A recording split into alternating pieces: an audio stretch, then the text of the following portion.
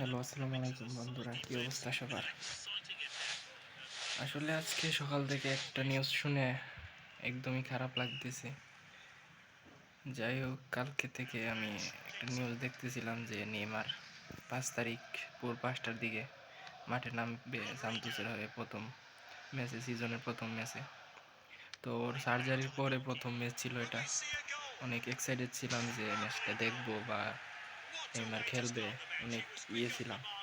আজকে আবার সকাল থেকে একটা নিউজ শুনে মনটা অনেক খারাপ যে নেইমার নাকি সামনের যে 5 তারিখের ম্যাচটা, ওই ম্যাচটাতে খেলতে পারবে না।